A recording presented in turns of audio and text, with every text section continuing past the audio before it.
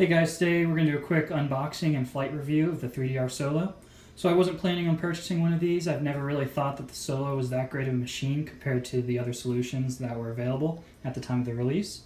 But I was able to get my hands on one of these at a very deep discount, so I figured I'd give it a try and hopefully it's a great system.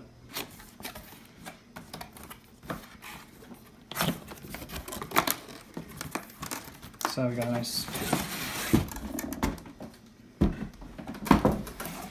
case for it. It's a nice little carrying case. Alright, so this lifts off. Alright, so here's the drone itself. Feels nice. It's got the battery already in there, all ready to go. Got the GoPro mount. So what we're going to be doing is we're actually going to take this GoPro mount off and switch it out with the smart gimbal. But yeah, this is pretty nice. So got the drone there, and got the controller underneath. So that's nice.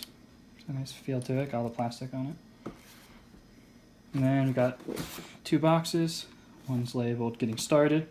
The other's the Solo battery charger. So let's look at this first.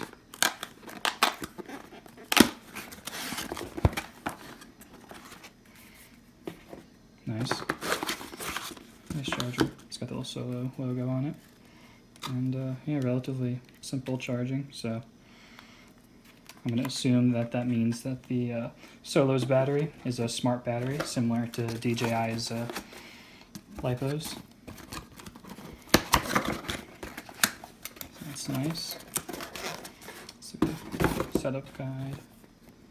So this comes with, this box has the setup guide, propellers, controller, charger, and leg extensions. So you got some extra props in here. Little manual explaining everything. Controller, charger. These look like the leg extensions, yep, the Solo leg extensions. So these are going to clip on down there, just lift it up a bit. That's probably going to be necessary for the smart gimbal. Okay, looks pretty good. It's got everything here, all ready to start flying. So now got that. Let's take a look at the Solo gimbal itself. So this gimbal was originally released a good while after the 3DR Solo, the actual drone, was released. So that's why it comes in a separate package, and actually Best Buy shipped it to me separately as well. But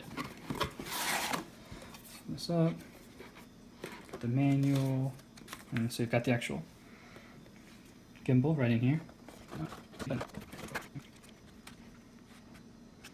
It's got the sunshade and balancing weights. Just slides out. Nice. So GoPro will go right on in there. Got my GoPro right here. So it's got the back.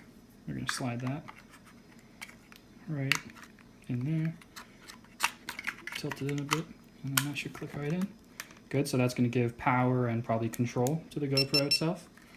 And then this slides in right there, which was the HDMI input, and that'll then send the HDMI out. But looks pretty good. This is a GoPro Hero 4 Black, which is pretty much what the Solo was designed for. And this whole gimbal will then attach directly right here. So I'm going to unscrew this, pop this piece out, and replace it with the Solo gimbal. Alright, so we're going to take this GoPro mount off the Solo and switch it out with the Solo gimbal. So first, we've got to just take out all the screws. There's 3 screws located holding the gimbal itself, or the mount itself, in place. Alright, and then this whole thing should just pop right on out. There you go. And just got to slide the HDMI cable through, because we're going to use that with the gimbal. Now there's also another cable in here. There you go. This is the gimbal data cable. So these two cables are required to plug into the new solo gimbal to allow it to function. So we've got the solo cable right there, the gimbal cable, which is going to plug right into this port right there. So it's right on in. It's kind of tight, but it fits good. And then we've got the HDMI cable, which slides right on there in the back. It's going to fit right in there. Now that's going to give video out through the gimbal. Perfect. It's just right on there. Then we just got to sort of play around with the wiring and get it all to fit comfortably inside the solo itself. So we're just going to slide everything back down. Make sure we're not catching any wires.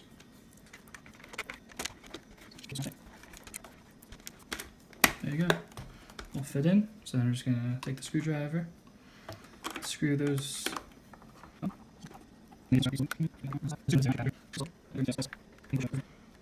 And yeah, that's all wired in and good to go. So we should be able to power this up and get some awesome video footage from it.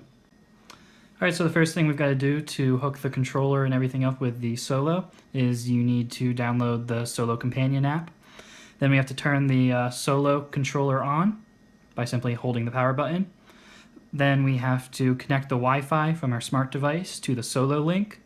The password is Solo link, all lowercase, so you just got to type that in.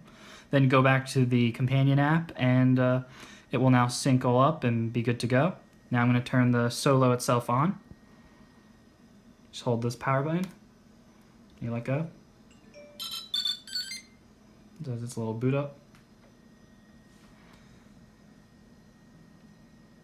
And the Solo controller should attempt to connect to the Solo.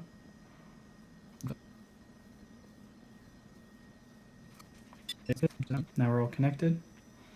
So if we press fly Solo,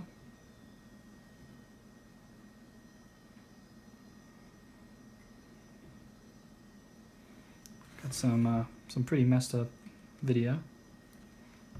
Interesting. But we've got gimbal control. So we're able to control the gimbal. Video is going out, but it looks kind of odd. It's possible we messed up the HDMI cable when we plugged it in. There you go. Just played around with it a little bit, and we got video. It's nice and strong. So, yep, got full control of the gimbal, everything, and looks good. Just take this out and do a little test flight. All right, so we got everything all paired up and all set and ready to go. Make sure the Solo has GPS connection before you take off. It'll actually say you can now hold fly to start motors. That way you know it's good to go. So I'm just gonna hold fly and see what happens. So that's now started the motors. I'm just gonna increase throttle. There we go. We're up. So this is on GPS.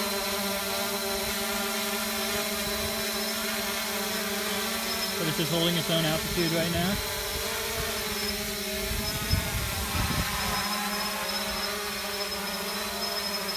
We've got gimbal control, so this is all without touching anything.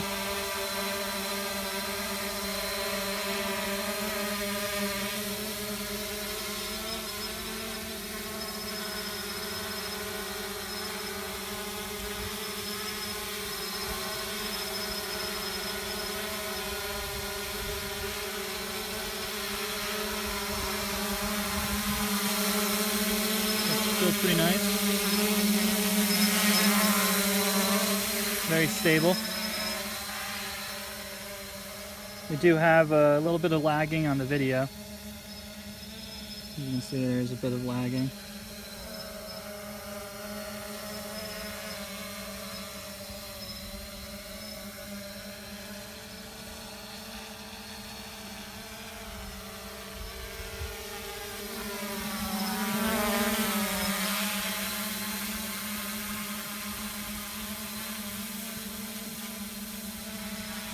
So right now we're at 40 feet.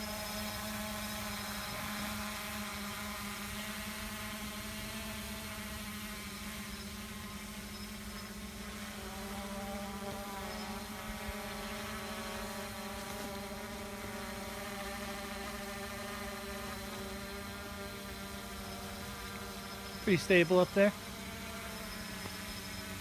And then I'm going to trigger return to home so we can just see how this works.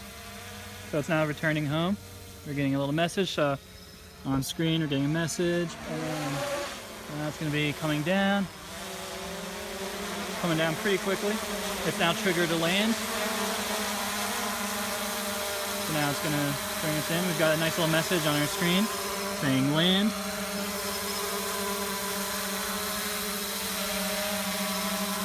And the controller's vibrating, so we have a nice little haptic feedback.